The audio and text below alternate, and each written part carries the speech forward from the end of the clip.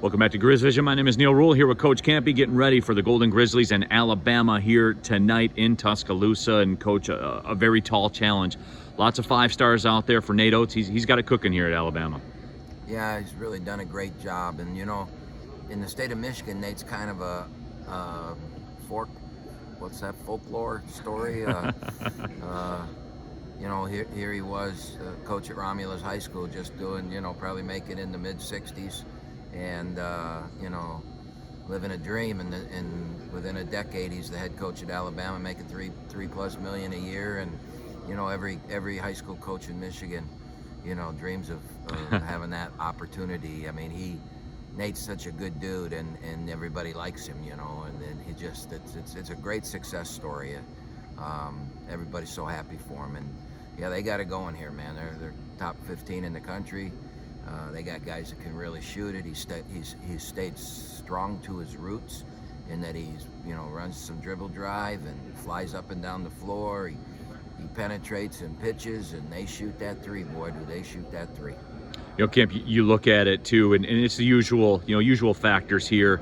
You have to limit the runouts and those types of things. Can't let the crowd get involved, and I guess there's some kind of like declining scale, right? If it's in the 50s, you really like your chances. If it's in the 60s, you kind of like your chances. 70s, 80s, probably not so much.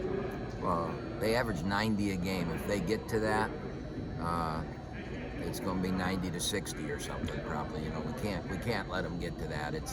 It's got to be the, you know, we want to score points, and obviously we don't want them to score, but there's got to be some flow to the game still. You know, they've got, as you said, they've got some 5-star guys, so we've got to play very similar to how we played at West Virginia and very similar to how we played at Oklahoma State, and then hopefully we got to start making some shots. I mean, we just haven't shot the ball well.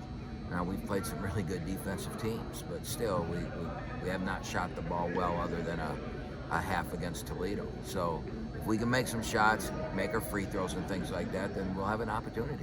You know, Kip, you look at it, does that make you feel better, though? I mean, you and I were talking a little bit a couple minutes ago. The offense hasn't been crisp outside really of that second half at Toledo in the regular season, and yet you guys are playing very, very well. I mean, does that concern you, or does that make you feel good? I had a friend of mine from Toledo called me and said, "You beat us by 21, and Jamal Cain and Jalen Moore were 1 for 15 from the 3. And I hadn't really thought about it that way. And so, you know, that's a way to look at it. You know, we're going to shoot it. I mean, you know, we're too talented. We've got too good of shooters to